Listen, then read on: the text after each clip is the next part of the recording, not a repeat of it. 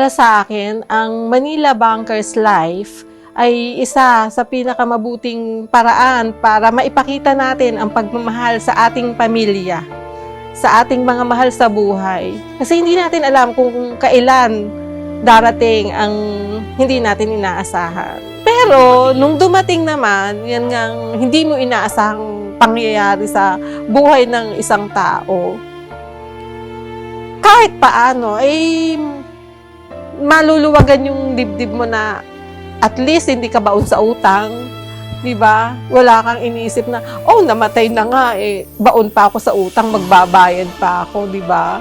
May naiwan talaga. Sa mga tao po na nagda-doubt pa na kumuha ng insurance kasi iniisip nila ito ay malaking gastos, malaking kabawasan sa ating budget.